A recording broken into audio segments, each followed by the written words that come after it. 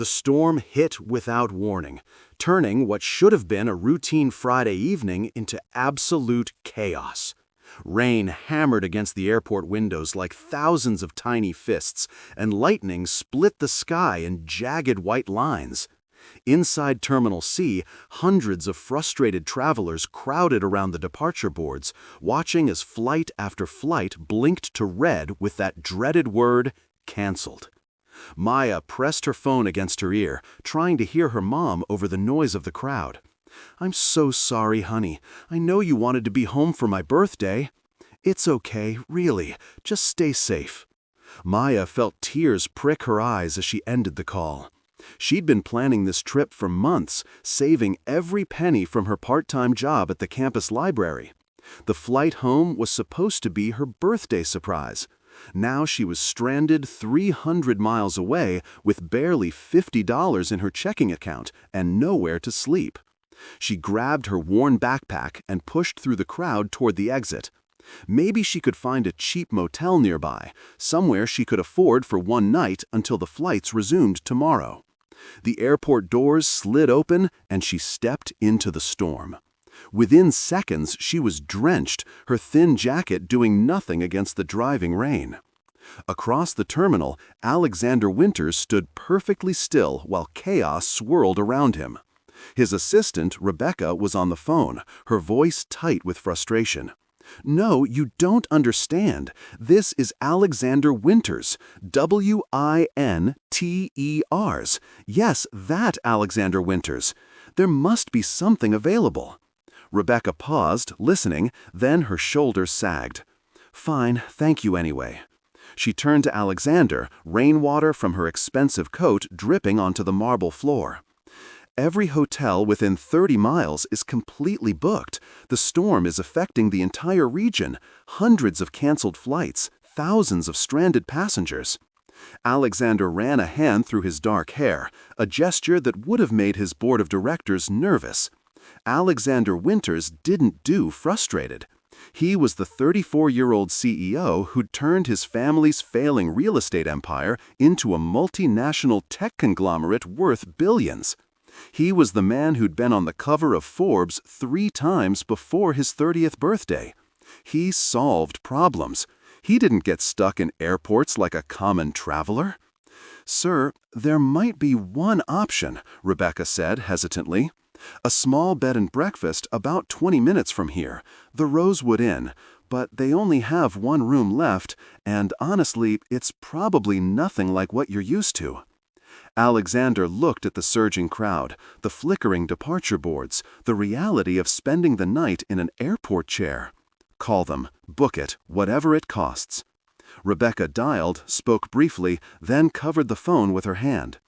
"It's $85 for the night. They need a credit card number immediately. Several people are calling about it." "Do it," Alexander said. Rebecca completed the booking and then looked up at him. "Sir, about transportation. All the rental cars are gone, and ride shares are surging to ridiculous prices because of demand. There's a shuttle bus, but it doesn't go directly there. You'd have to walk about 3 blocks in this storm." Alexander glanced down at his handmade Italian shoes, his tailored suit that cost more than most people's monthly rent. Then he looked at the airport, at the prospect of photographers catching a picture of Alexander Winters sleeping on a bench. 3 blocks. I'll survive. "Rebecca, you should try to get home to your family. I can handle this." "Are you sure, sir? I can stay and help coordinate." "Go," Alexander said firmly. "I'll see you Monday morning. Take Monday off, actually. You've earned it." After Rebecca left, Alexander made his way to the shuttle bus area, pulling up the collar of his overcoat against the rain. That's when he noticed her, a young woman standing under the inadequate shelter of the bus stop, shivering in a soaked jacket that looked like it had seen better days. She was staring at her phone with an expression of pure desperation. Her backpack, decorated with university patches and pins, sat at her feet in a growing puddle. The shuttle pulled up, nearly empty, and Alexander climbed aboard. The girl hesitated, looking at her phone again, then at the bus driver. "Excuse me," she called out, "do you go anywhere near the Rosewood Inn?" "Lady, I go down Highway 12 and make stops every half-mile. If your place is on that route, you can get off and walk. It's $5. Maya bit her lip, calculating quickly. $5 for the bus, leaving her with $45. She needed money for food tomorrow, for another night if the flights were still canceled. But standing in the freezing rain, trying to walk to some unknown cheap motel, didn't seem like a better option. She climbed onto the bus and handed over $5 precious. The doors closed and the bus lurched forward into the storm. Storm. Maya found a seat near the back, as far from the well-dressed businessman in the front as possible. She could feel water dripping from her hair down her neck, and she wrapped her arms around herself, trying to stop shaking. Through the rain-streaked windows, the world outside was a blur of lights and darkness. The bus driver's voice crackled over the intercom. "Storm's getting worse, folks. Some roads are starting to flood. Gonna take longer than usual tonight." Maya leaned her head against the cold window and closed her eyes. This trip home was supposed to fix everything. Her mom had been sick last year. Nothing life-threatening, but scary enough that Maya had almost dropped out of school to help take care of her. Her mom had refused, insisting Maya finish her degree. Now her mom was better. Her 50th birthday was tomorrow, and Maya had planned this perfect surprise. She'd even bought a cake mix to bake her mom's favorite lemon cake. The cake mix was probably ruined in her backpack now, soaked through from the rain. "Hey, you okay back there?" Maya opened her eyes to find the businessman from the front of the bus standing in the aisle, steadying himself against the seats as the bus swayed. His suit probably cost more than her entire semester's tuition, but his expression seemed genuinely concerned. "I'm fine," Maya said automatically. "You're shaking pretty hard. Here." He shrugged off his overcoat and held it out to her. "This will help." "I can't take your coat," Maya protested. "You'll be cold." The man smiled slightly. "I think I'll survive. Besides, I'm getting off soon anyway." Maya hesitated, then accepted the coat. It was still warm from his body heat, and the fabric was softer than anything she'd ever touched. She wrapped it around her shoulders gratefully. "Thank you. I'm Alexander, by the way." "Maya." The bus hit a pothole, and Alexander grabbed the seat back to keep from falling. "So, Maya, are you from around here?" "Just visiting family, or trying to anyway. My flight was supposed to leave 4 hours ago." "Same," Alexander said. "Well, technically, I was supposed to fly on my company's private jet, but it couldn't get clearance to take off in this weather." "Private jet?" Maya repeated, looking at him with new eyes. "What do you do?" "I work in technology and real estate," Alexander said, which was technically true, even if it was like saying the ocean was damp. "What about you? Student? The university patches gave it away, huh?" Maya smiled slightly. "Yeah, junior year. Studying education. I want to be a high school English teacher." "That's admirable," Alexander said, and he meant it. Teachers shape the future in ways that most people, including billionaires, couldn't. The starting salary for teachers in this state is about $38,000 a year, Maya said with a trace of bitterness. "My mom keeps asking if I'm sure about my major. She wants me to be happy, but she also wants me to be able to eat." "Money isn't everything," Alexander said automatically, then winced at how hollow that sounded from him. Maya raised an eyebrow. "Easy to say when you have it." "Fair point," Alexander admitted. The bus driver's voice interrupted them. "Rosewood Inn, next stop. Anyone getting off, be prepared to walk 3 blocks east. And be careful, the streets are flooding." Alexander straightened up. "That's me." "You're staying at the Rosewood Inn?" Maya asked, surprised. "You mentioned a private jet. I figured you'd be at some 5-star hotel." "They're all booked," Alexander said wryly. "Apparently major storms don't care about your bank account." Maya's stomach dropped. "Wait, did you say you're staying at the Rosewood Inn?" "Yes, why?" "Because that's where I'm going too," Maya said slowly. "I called ahead. They said they had 1 room left. I booked it." Alexander stared at her, understanding dawning. I booked a room there too. My assistant called. They said they had one room left. For a long moment, they just looked at each other while the bus swayed and rain hammered the roof. Then Alexander pulled out his phone. "Yes, this is Alexander Winters. I have a reservation for tonight." There was a pause. "Yes, I understand someone else called about the same room. The thing is, my assistant booked it 15 minutes ago and has a confirmation number." Another pause, longer this time. "I see. And you're certain you don't have any other rooms? No couches in a lobby? No conference room? Nothing?" Alexander's jaw tightened. "I understand. Thank you." He ended the call and looked at Maya. Apparently, there was a miscommunication. The front desk agent took both bookings for the same room. They apologized profusely. The owner is very upset about the mistake. Maya felt panic rising in her chest. So, what does that mean? Who gets the room? The agent said legally they have to honor the first confirmed booking, which was mine. But, Alexander continued, watching Maya's face fall, he also said that with this storm, there's literally nowhere else to. Every hotel, motel, and inn for 50 miles is completely full. He paused. He suggested that we might be willing to share the room. Maya's eyes widened. Share a room? With a complete stranger? "I know how it sounds," Alexander said quickly. "I'm not suggesting anything inappropriate. According to the agent, it's a small room, but it has a couch. One of us could take the bed, one the couch. We'd both have shelter for the night. In the morning, when things clear up, we can go our separate ways." Maya wanted to refuse. Every instinct screamed that this was a terrible idea. But the alternative was spending the night in the bus station or trying to find shelter in a storm that was getting worse by the minute. She looked at Alexander, really looked at him. He had kind eyes, she realized. Tired eyes, but kind. And he'd given her his coat without a second thought. "If we do this," Maya said slowly, "there have to be rules." "Absolutely," Alexander agreed immediately. "Name them." "First, we keep the lights on. Second, the door stays unlocked from the inside so either of us can leave at any time. Third, we stay on opposite sides of the room. And fourth, if either of us feels uncomfortable for any reason, we figure out a different solution." "Agreed," Alexander said. "For what it's worth, I have 3 sisters. I understand why you're being careful. And I promise you have nothing to fear from me." The bus lurched to a stop.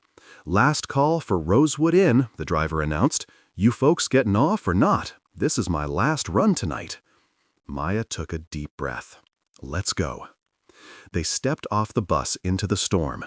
The rain was even worse than before, coming down in sheets that made it almost impossible to see more than a few feet ahead. Alexander pulled out his phone, trying to shield the screen from the rain as he looked up directions. 3 blocks east, then 1 block north. "Stay close, don't want to lose you in this." They started walking, heads down against the wind. Water ran in rivers down the street, and Maya's shoes were soaked within seconds.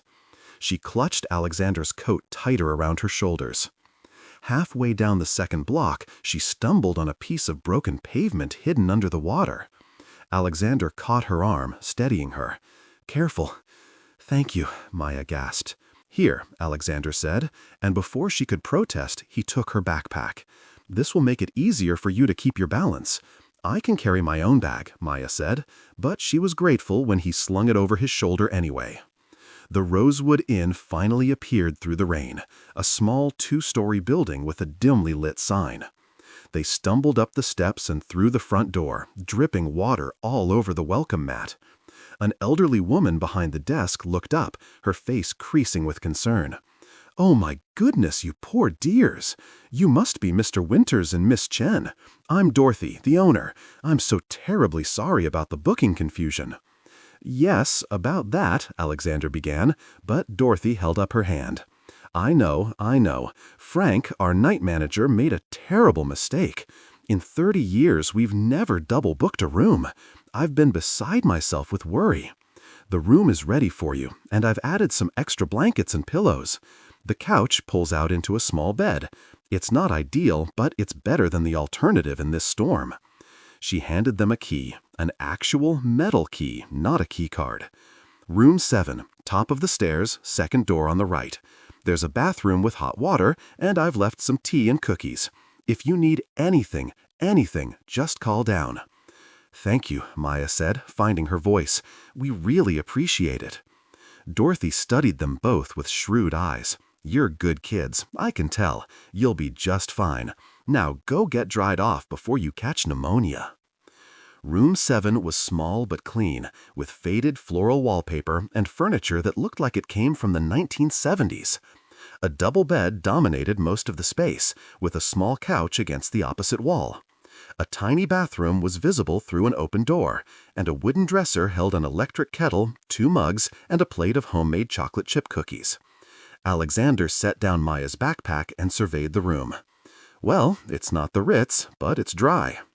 You should take the bed, Maya said immediately. You paid for the room. Actually, we both paid for the room, Alexander pointed out, but that's not the issue. You take the bed. I'll be fine on the couch.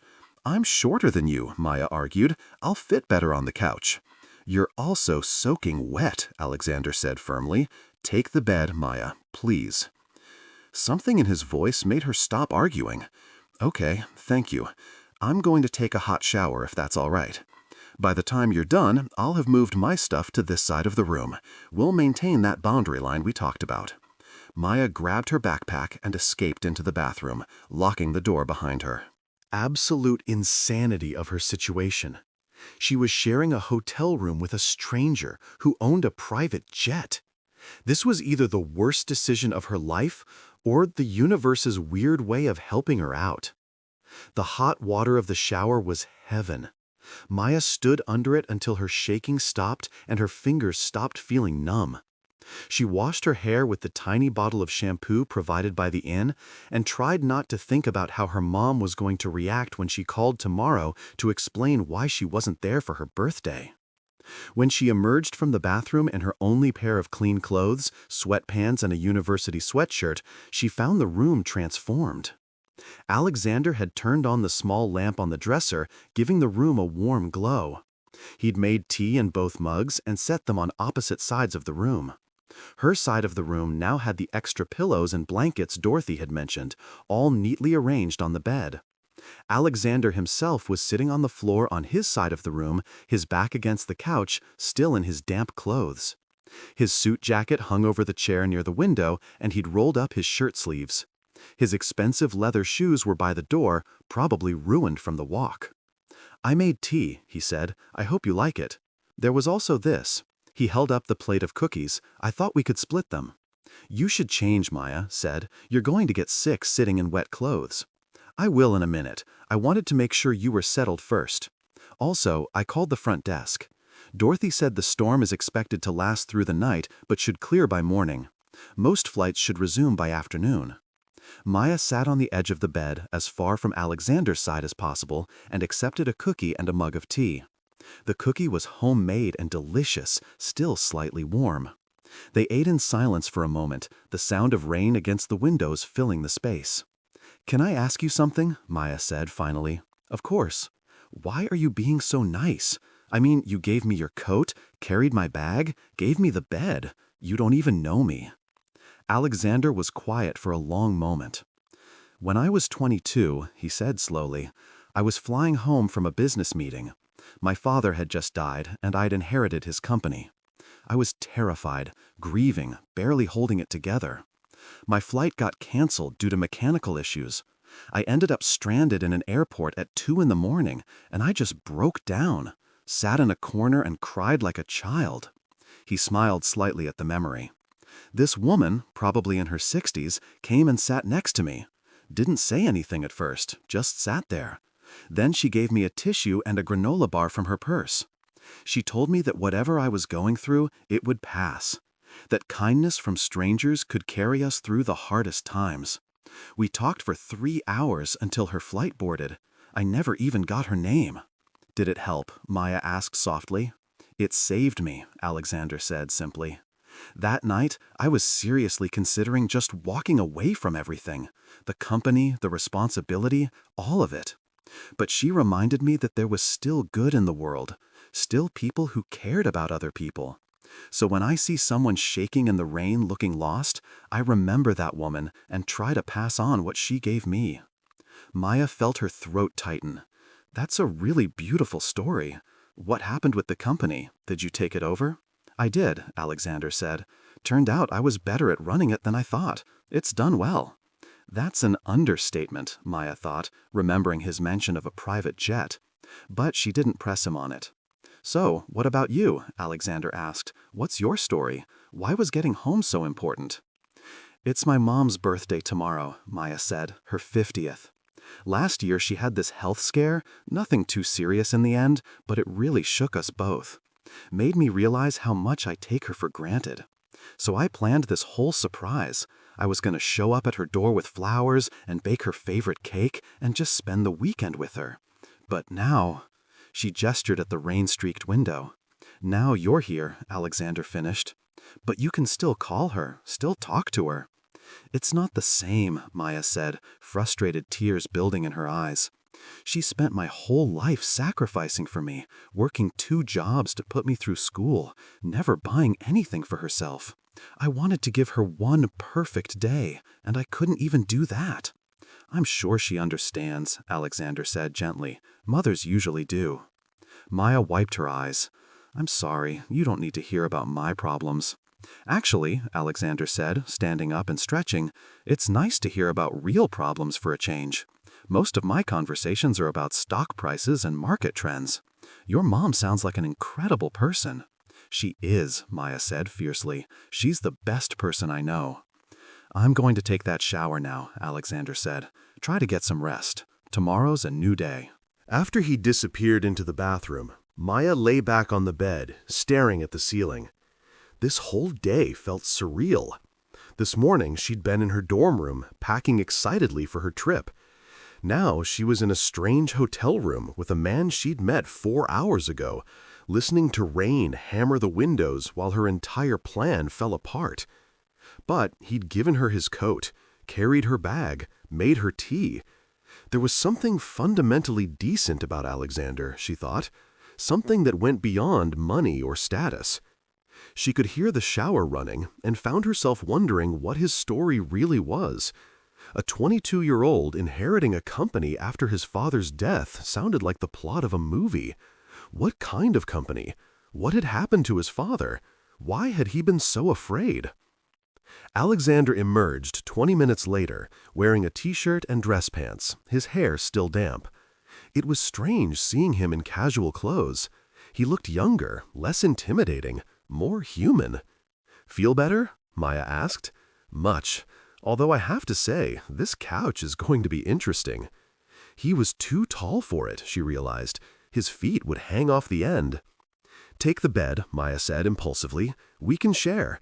There's enough room if we stay on opposite sides. We can put pillows down the middle as a barrier." "Maya, I appreciate the offer, but that crosses the boundary we set." "It's a practical solution," Maya insisted. "You're too tall for the couch. You'll be miserable all night.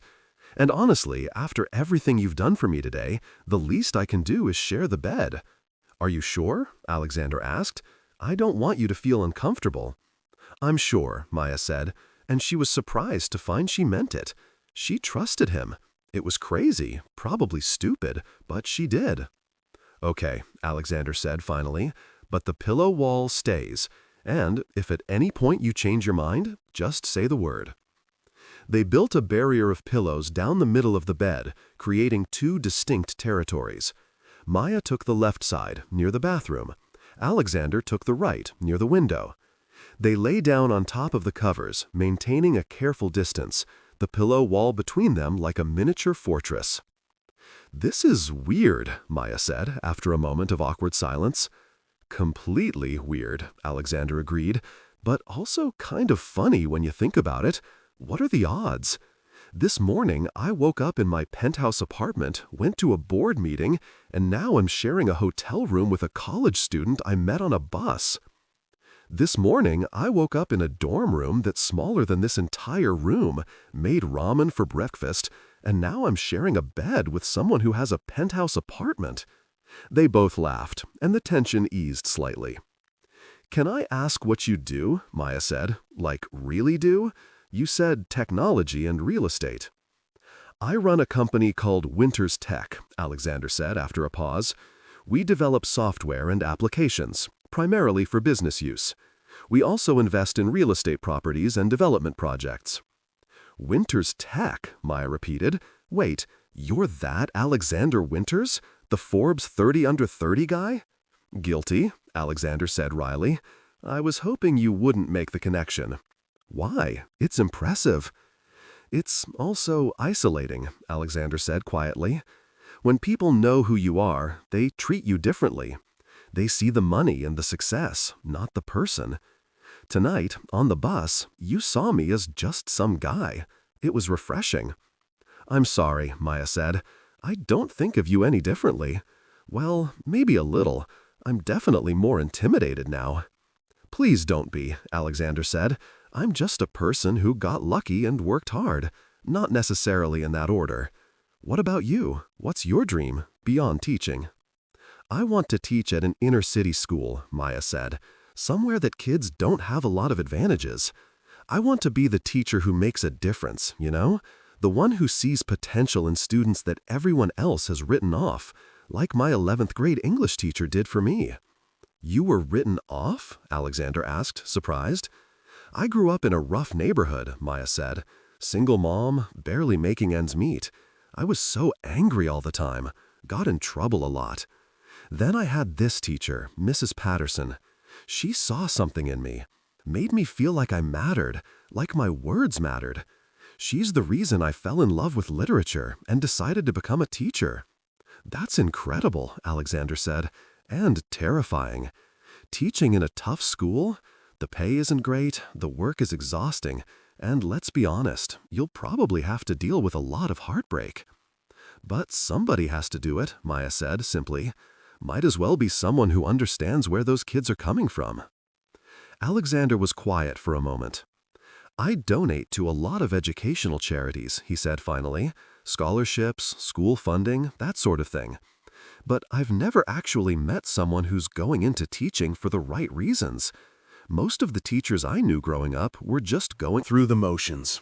"You're going to change lives, Maya." "I hope so," Maya said softly. They fell silent, listening to the rain. Despite the strangeness of the situation, Maya felt herself relaxing. There was something comforting about having someone else in the room, about not being alone in a strange place during a storm. "Can I ask you something personal?" Maya said after a while. "You can ask. I might not answer, but you can ask. Do you have anyone, like a girlfriend or wife?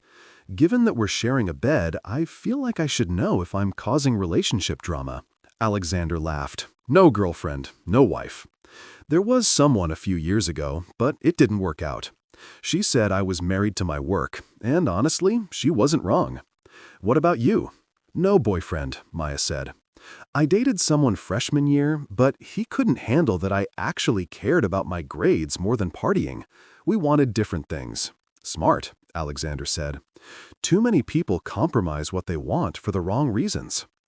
Maya rolled onto her side, facing the pillow wall. "Can I tell you something?" "Of course." "I was really scared today. When my flight got canceled, when I couldn't find anywhere to stay, when I realized I was going to disappoint my mom, I felt like I was failing at everything." "I'm sorry," Alexander said gently. "For what it's worth, from what I can tell, you're not failing at anything. You're resourceful, kind, and you clearly have your priorities straight. How can you say that? You just met me. I've been doing this long enough to read people pretty quickly," Alexander said. "It's a survival skill in business. And my read on you is that you're going to be fine. Better than fine. You're going to be extraordinary." Maya felt tears prick her eyes again. No one had said anything like that to her in a long time. "Thank you," she whispered. They were quiet again, but it was a comfortable quiet now. Maya felt her eyes growing heavy. The stress of the day, the warmth of the room, the sound of the rain, all of it was pulling her towards sleep. "Alexander?" she murmured. "Yes?" "Thank you for being kind today. You made a terrible situation bearable." "Thank you for trusting me," Alexander replied. "That took courage." Maya smiled in the darkness and let herself drift off. Alexander lay awake for a while longer, staring at the ceiling. His phone had been buzzing periodically with messages from his executive team, updates on meetings he'd missed, decisions that needed to be made. He'd ignored all of them. Tomorrow, he'd be back in his world of boardrooms and billion-dollar deals. But tonight, in this small room with its faded wallpaper and second-hand furniture, he felt more at peace than he had in months, maybe years.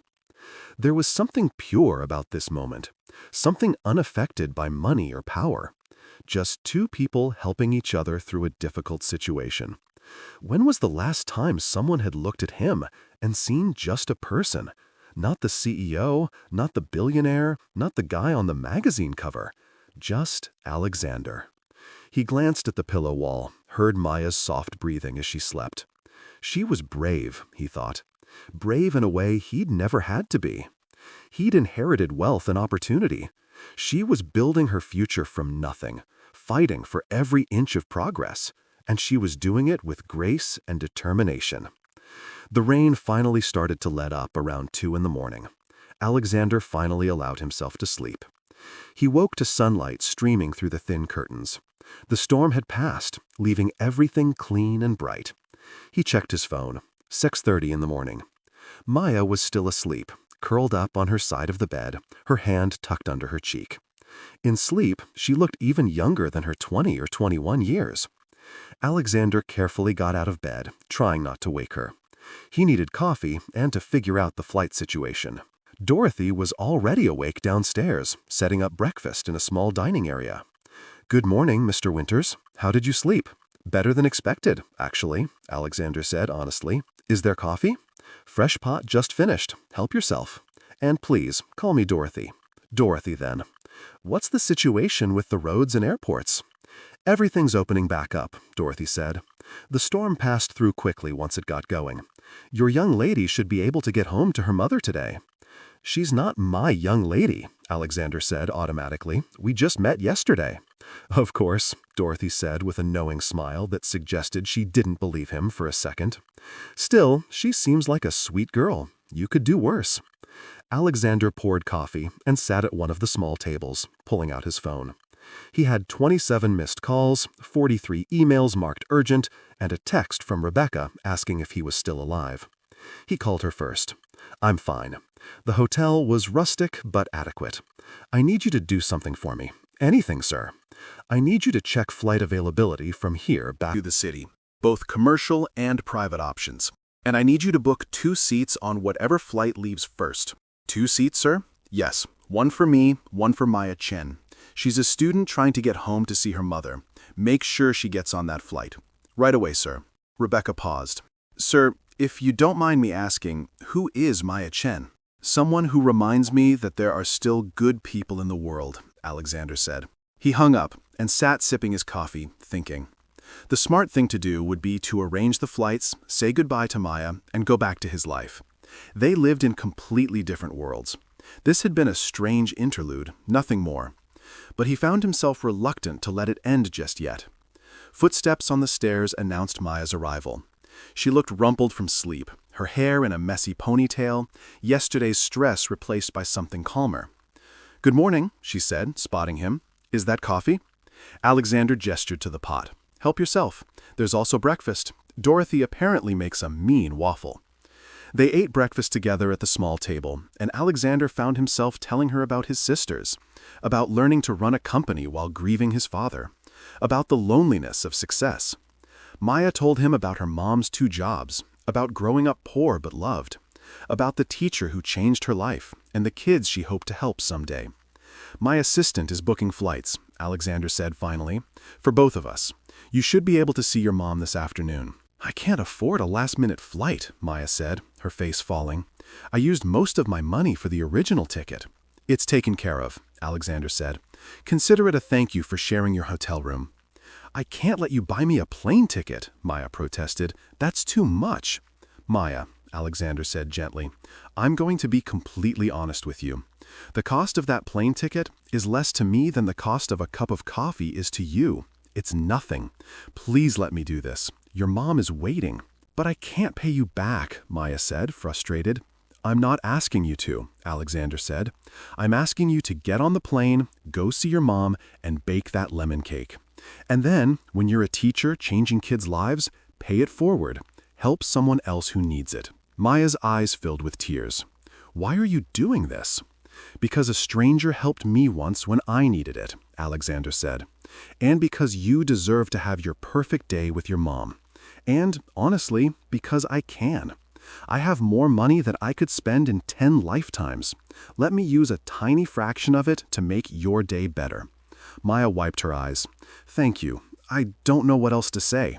Say you'll actually get on the plane, and not try to give the ticket to someone else, Alexander said. Because I know you, and I think you'd absolutely do that. Maya laughed through her tears. Okay, I promise. Alexander's phone buzzed with a text from Rebecca. Done.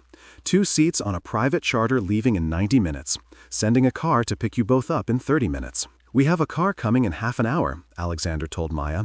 We should probably get our things together. They packed up their meager belongings, checked out with Dorothy, who hugged them both and made them promise to stay in touch, and waited outside for the car. The sky was a brilliant blue, washed clean by the storm. You could almost forget the chaos of yesterday. Almost. The car arrived, sleek and black, and probably worth more than Maya's entire college education. A driver in a suit opened the door for them. This is your life, Maya said as they climbed in. This is one small part of it, Alexander corrected. The boring transportation part. They drove to a small private airport where a jet was waiting. Maya stopped dead when she saw it. That's your plane? That's our plane for the next 2 hours, Alexander said. Come on. The interior was like something from a movie. Leather seats that looked softer than clouds, polished wood panels, a flight attendant who offered them champagne before takeoff.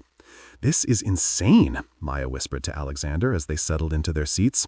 This is efficient, Alexander corrected. It gets us where we need to go without the hassle of commercial airports. But yes, also kind of insane. I'll give you that. During the flight, they talked more. Alexander found himself opening up about things he never discussed with anyone.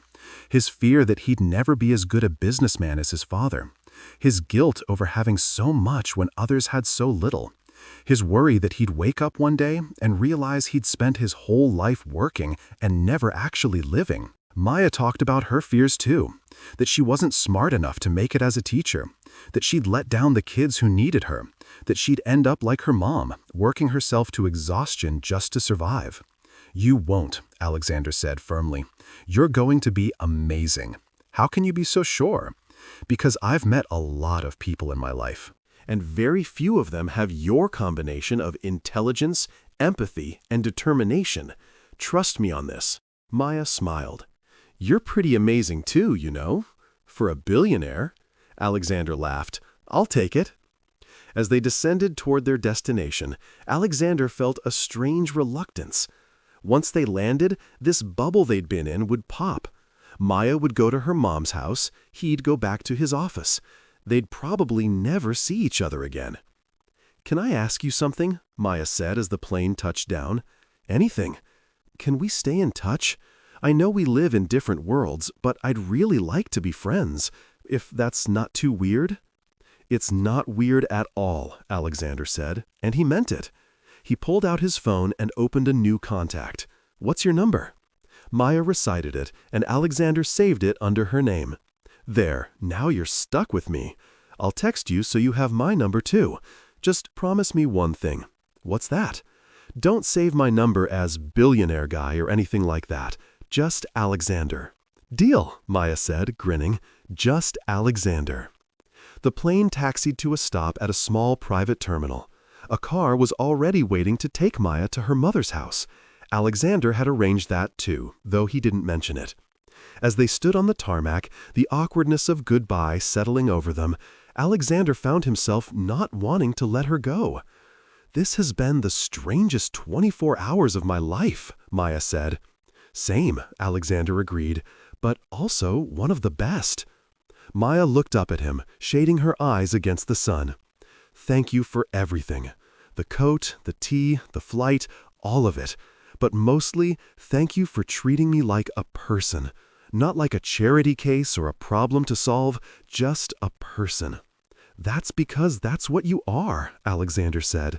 A person, a remarkable one. Maya stepped forward and hugged him quickly. Alexander was surprised, but hugged her back. Take care of yourself, she said. You too. And Maya? Yes? Happy birthday to your mom. Tell her she raised an incredible daughter. Maya's eyes were shining as she climbed into the waiting car. Alexander watched it drive away until it disappeared from view. Then he got into his own car and pulled out his phone. Time to return to reality. The driver glanced at him in the rearview mirror. Where to, Mr. Winters? The office, Alexander said, then changed his mind. Actually, no. Take me home first. I need to shower and change, and maybe take the rest of the day off. Maya's hands shook as she stood on her mother's doorstep. She still couldn't quite believe she was here. 24 hours ago, this had seemed impossible. Now, thanks to a stranger on a bus who turned out to be anything but a stranger, she was about to surprise her mom after all. She knocked, her heart pounding. Footsteps approached, and then the door swung open. Maya's mother, Lin Chen, stood there in her bathrobe, her reading glasses perched on her nose. For a moment, she just stared. Then her face crumpled. Maya?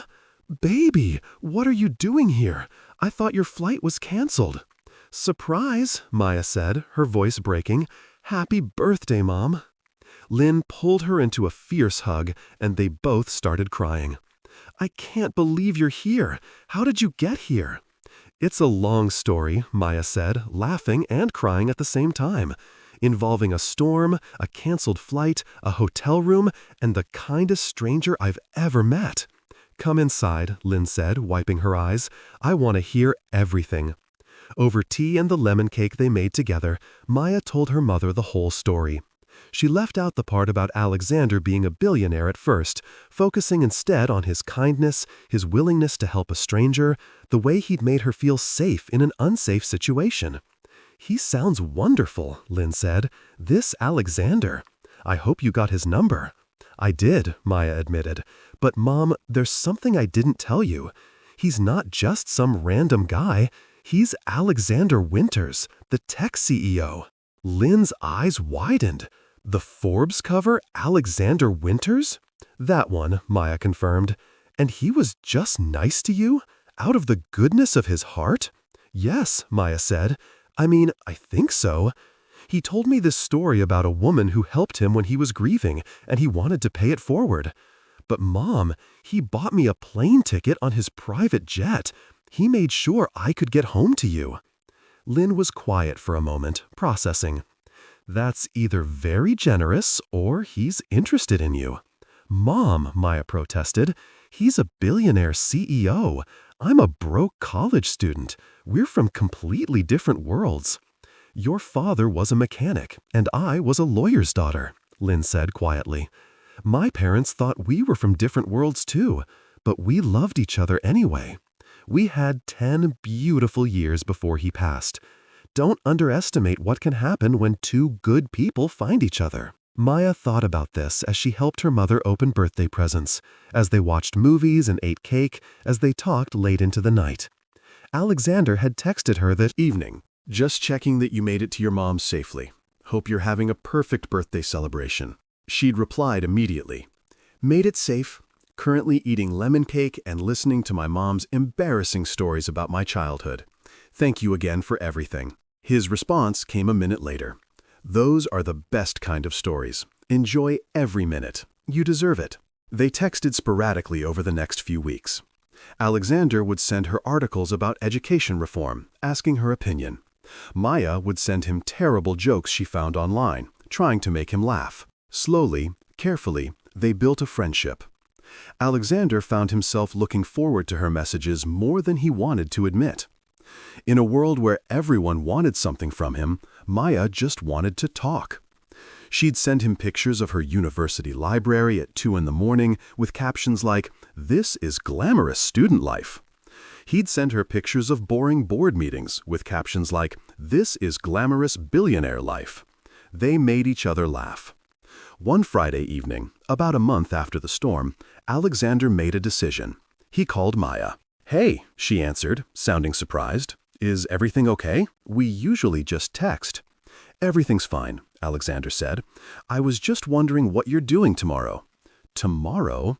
I have some reading to do for my education theory class." "Why?" "I'm going to be in your area for a meeting," Alexander said, which was true only because he'd scheduled a meeting in her area specifically so he could say this. "I thought maybe we could get coffee, if you're not too busy." Maya's heart skipped. Coffee with Alexander? Like, as friends? "As friends," Alexander confirmed, though his heart was also doing something complicated. "Unless you'd prefer it to be something else." Maya smiled, even though he couldn't see it. "Coffee as friends sounds perfect. What time?" 2 o'clock. There's a place called the Bluebird Cafe near campus. I'll send you the address." "I'll be there," Alexander said.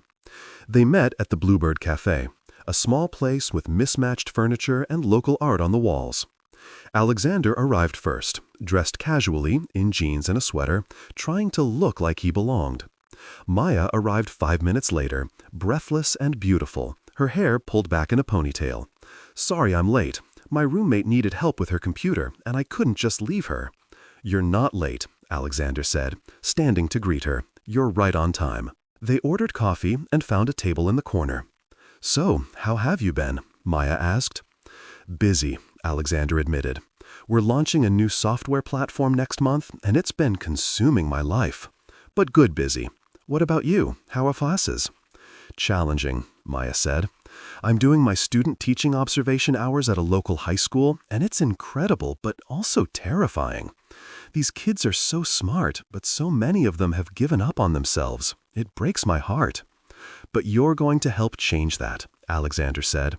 "That's the plan," Maya replied. "Though some days I wonder if I'm delusional, thinking I can make a difference." "You're not delusional," Alexander said firmly. "You're exactly what those kids need. Someone who sees their potential and refuses to give up on them. Like Mrs. Patterson did for you." "Exactly like that," Maya said softly.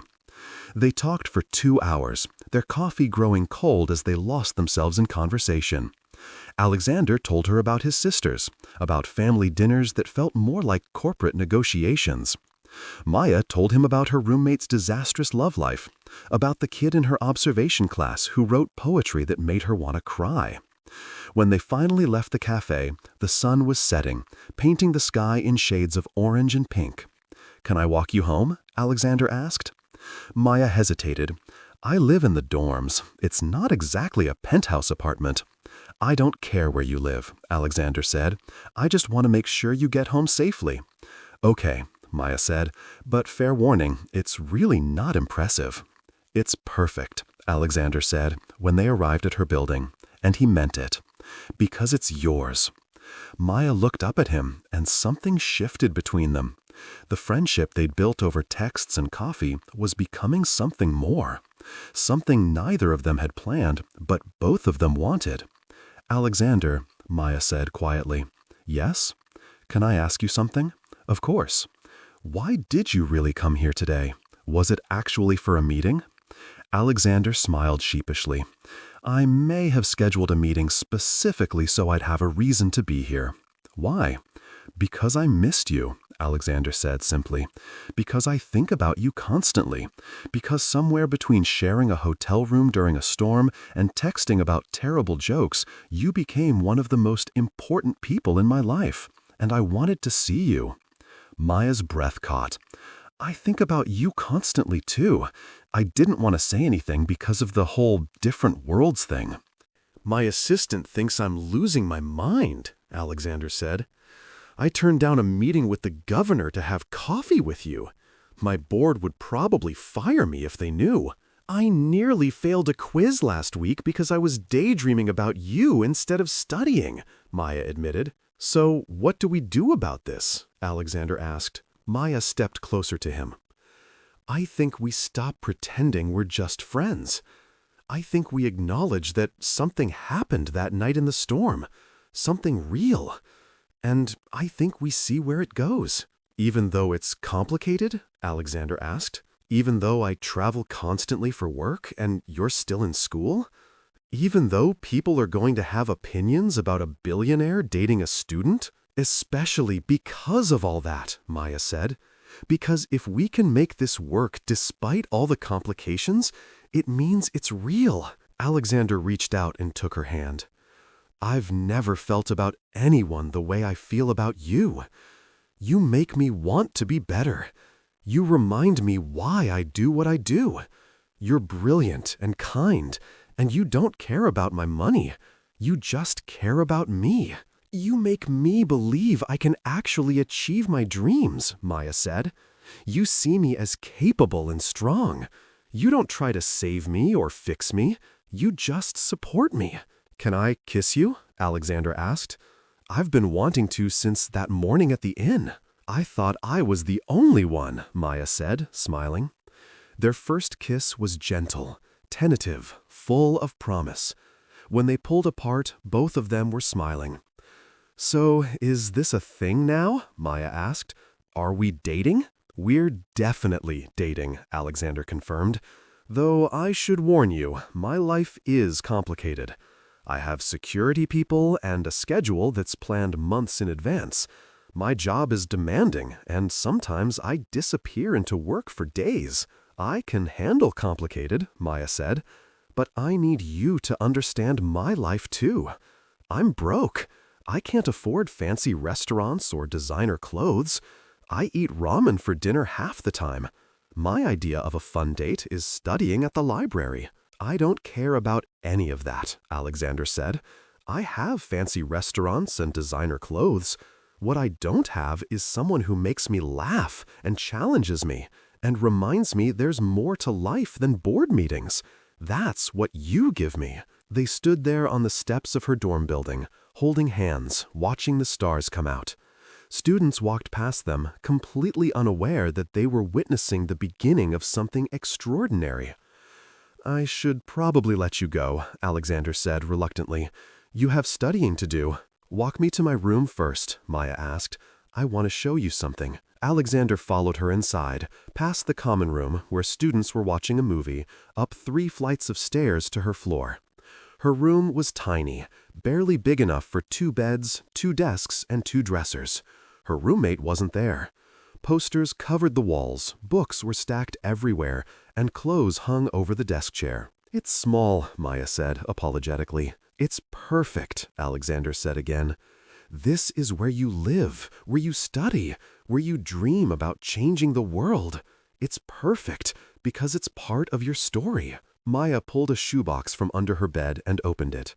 Inside were letters, photos, and mementos. This is my inspiration box, she said. Every time I feel like giving up, I look through this. She pulled out a letter, yellowed with age. This is from Mrs. Patterson, my 11th grade English teacher. She wrote it to me when I graduated high school. Maya read aloud. Maya, you have a light inside you that can brighten the darkest rooms. Don't ever let anyone dim that light. You're going to do extraordinary things, and I'm honored to have played a small part in your journey. Love, Mrs. Patterson. That's beautiful, Alexander said softly. She believed in me when I didn't believe in myself, Maya said. And now I want to be that person for other kids. Alexander reached into his pocket and pulled out his wallet. From it, he extracted a worn piece of paper, folded many times. This is from that woman in the airport, the one I told you about. She gave me this before her flight left. He unfolded it carefully. It was a note written in shaky handwriting. Young man, whatever burden you're carrying, remember this. Success is not measured in dollars or achievements. It's measured in the lives you touch and the kindness you show. Your father would be proud of the man you're becoming. Be brave. Be kind. The world needs both. An anonymous friend. I've carried this with me for 12 years, Alexander said. It's gotten me through some of the hardest times in my life. "We're not so different, you and me," Maya said. "We both had someone believe in us at exactly the right moment. And now, we have each other," Alexander said. He stayed for another hour, sitting on the floor of her tiny dorm room, talking about their dreams and fears. When he finally left, they kissed goodnight at her door, neither of them wanting to let go. "Text me when you do." "Home," Maya said. "I will," Alexander promised. Over the next few months, they navigated the complications of their relationship. Alexander flew Maya to visit him in the city for weekends, showing her his world of rooftop restaurants and charity galas. Maya showed him her world of late-night study sessions and campus events. They met each other's families. Maya's mother loved Alexander immediately. "He's good for you," Lynn told Maya. "He sees your worth." Alexander's sisters were more skeptical at first, protective of their brother. But Maya won them over with her genuine interest in their lives, her refusal to be intimidated by their wealth. The media eventually caught wind of their relationship. Photos of them together started appearing online with speculative headlines. "Billionaire CEO dating broke student? Modern-day Cinderella story. What does she really want?" Maya handled the attention with grace, refusing to engage with the gossip. "Let them talk," she told Alexander. "We know what we have. What we have is real." Alexander was more bothered by it than she was.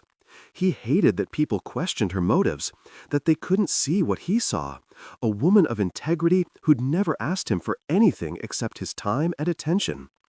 He started using his influence to protect her privacy, having his lawyers send cease and desist letters to the worst offenders. "You don't have to do that," Maya said. "Yes, I do," Alexander replied. "Nobody gets to disrespect you, not on my watch." Their relationship deepened. Alexander found himself changing his schedule to make time for her, something he'd never done for anyone. He'd fly across the country just to have dinner with her, to watch her teach a class, to meet her for coffee between his meetings. Maya found herself dreaming bigger because of him. With his encouragement, she applied for competitive teaching positions, confident now in her abilities. She started a tutoring program at a local community center, working with at-risk youth. Alexander provided funding, but Maya did the real work, showing up every week to help kids who reminded her of her younger self. One evening, about 8 months into their relationship, Alexander picked Maya up from the community center. She was exhausted, her clothes stained with paint from an art project with the kids. "You look beautiful," he said. "I look like a disaster," Maya corrected, but she was smiling. "You look like someone who's making a difference," Alexander said. "Come on, I have a surprise for you." "Where are we going?" "You'll see." He drove her to the nicest restaurant in the city, the kind of place where reservations were made months in advance. "Alexander, I can't go in there looking like this," Maya protested.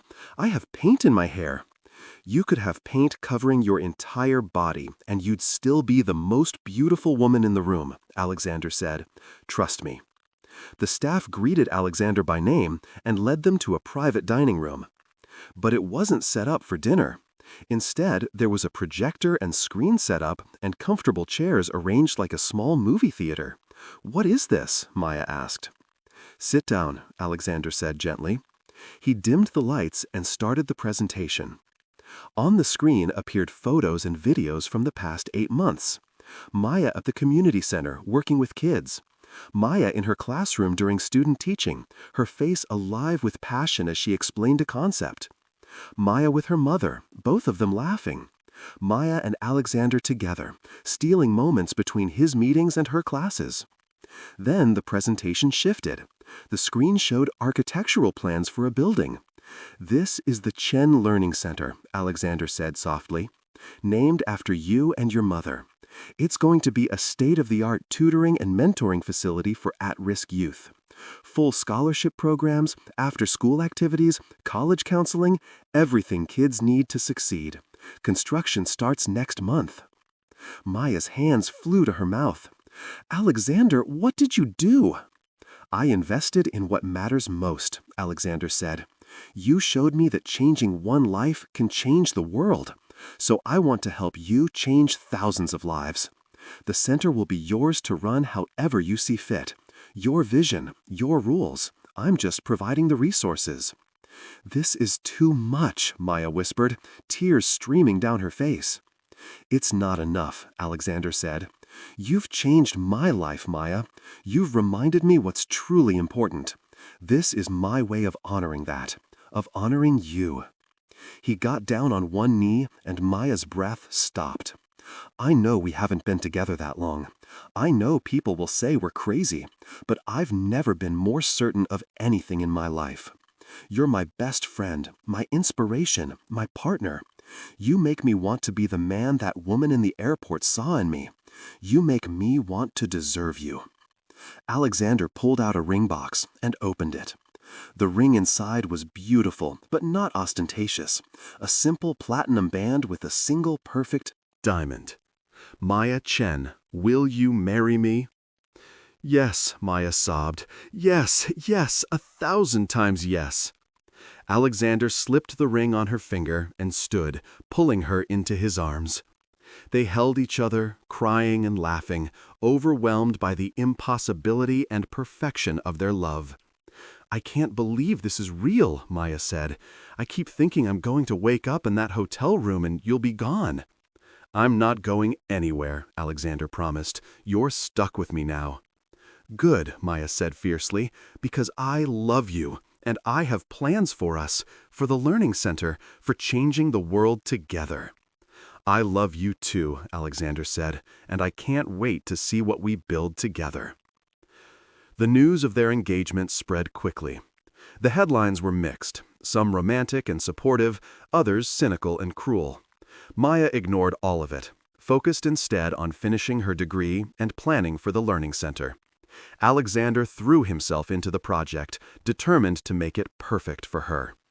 They got married 8 months later, in a small ceremony with just their families and closest friends. Maya wore a simple dress she'd found at a vintage shop. Alexander wore a suit, but the same shoes he'd worn the night of the storm, now repaired but still scarred from the walk to the inn. "Those shoes are a disaster," his sister said. "Why are you wearing them?" "Because they remind me of the best night of my life," Alexander said, "the night I met her." At the reception, Maya's mother gave a toast. "My daughter has always had the biggest heart," Lynn said, her voice thick with emotion. "Even when we had nothing, she wanted to give everything to others. I used to worry that the world would take advantage of her kindness. But then she met Alexander, who doesn't take advantage. He amplifies. He sees her light and helps it shine brighter." She turned to Alexander. "Thank you for loving my daughter the way she deserves to be loved. Thank you for seeing what I've always seen, that she's going to change the world. And thank you for wanting to change it with her." Alexander's sister spoke next. "I was skeptical when Alexander first told me about Maya. I thought maybe she was after his money, or that he was being naive. But spending time with her, I realized something. She doesn't need Alexander's money. She's rich in all the ways that actually matter. She has compassion, integrity, purpose. She's made my brother happier than I've ever seen him. She's reminded him why we have what we have, to make a difference. Welcome to our chaotic family, Maya. We're lucky to have you." The Chen Learning Center opened a year after their wedding. The ribbon-cutting ceremony was attended by hundreds of people, students Maya had tutored, families from the community, Alexander's business associates, Maya's former teachers, including Mrs. Patterson, now retired but still sharp as ever. "This is what's possible when we believe in each other," Maya said in her speech. "When we invest in people instead of just profit. When we remember that every child has potential, even the ones the system has given up on. I know because I was one of those kids. And because someone believed in me, I'm standing here today."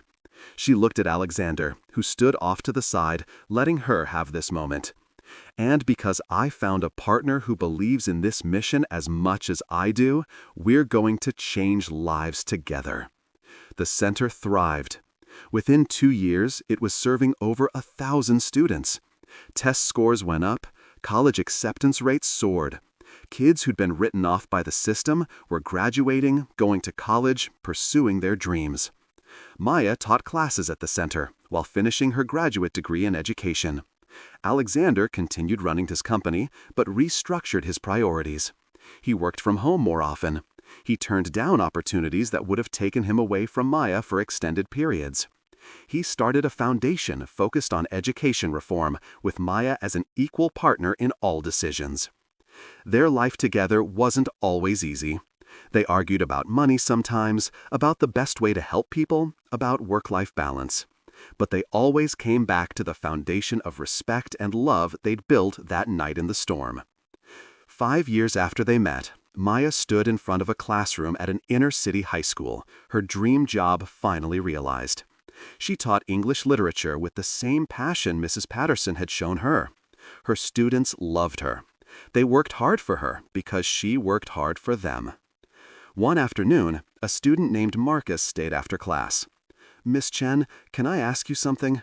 "Of course, Marcus. What's up?" "How did you know you could do it? Become a teacher, I mean. Everyone says kids like us from neighborhoods like this, we don't make it.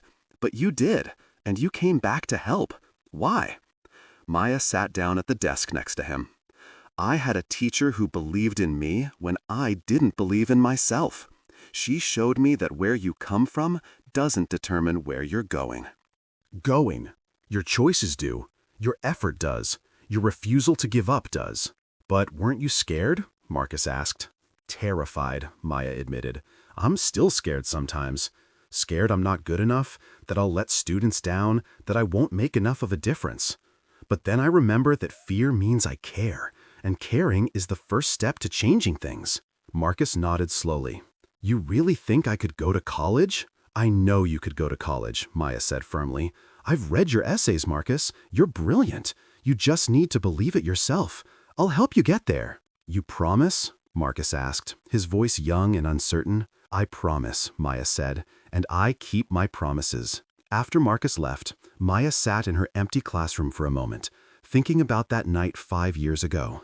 The canceled flight, the storm, the shared hotel room, the man who'd given her his coat and changed her life. Her phone buzzed with a text from Alexander.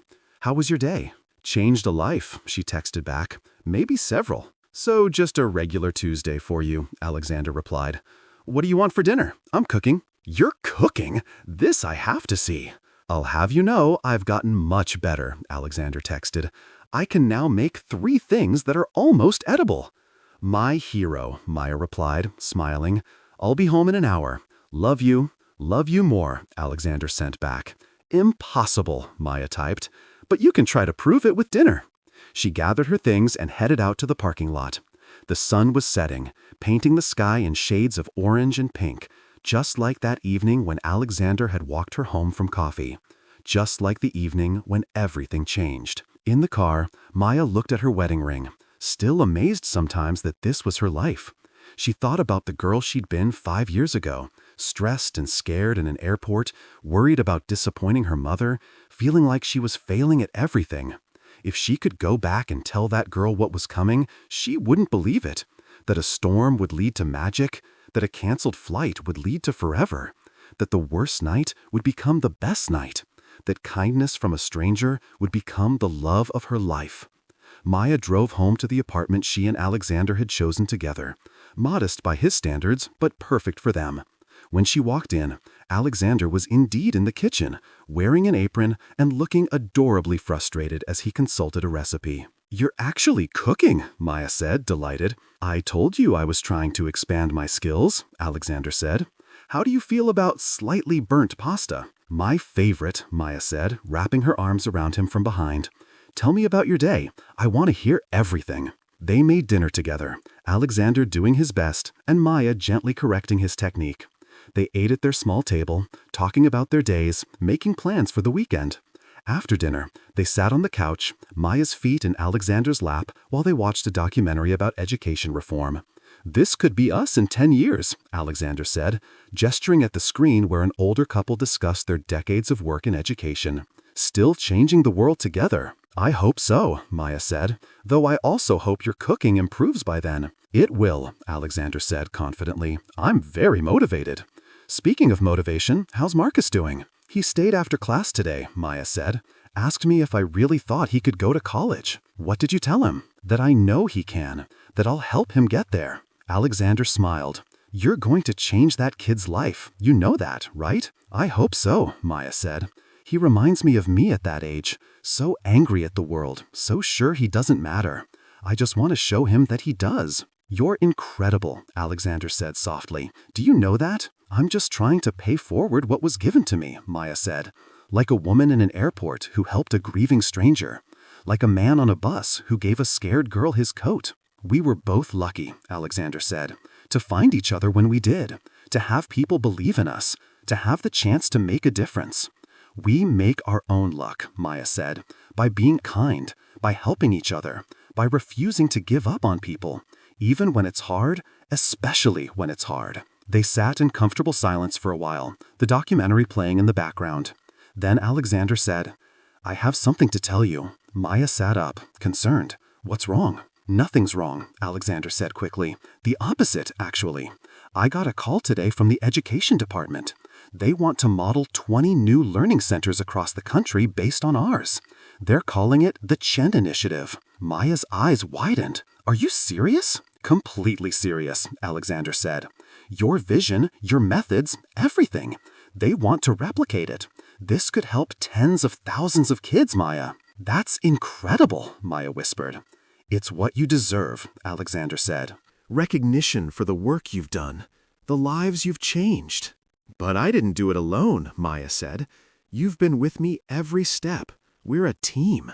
The best team, Alexander agreed. So, what do you say? Ready to expand the operation?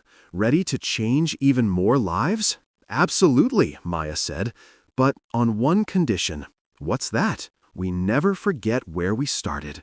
In a small hotel room during a storm. 2 strangers helping each other. The kindness that saved us both. I could never forget that, Alexander said. It's the foundation of everything we've built. The moment my real life began. Mine too, Maya said. They sat together in their modest apartment. 2 people from different worlds who'd found each other in a storm and chosen to weather every storm after it together. Outside, the city hummed with life. Somewhere out there, people were facing their own storms. Canceled flights and missed connections, disappointments and fears. But maybe, just maybe, they'd find their own kind strangers, their own moments of grace, their own reminders that the world still held good people who cared.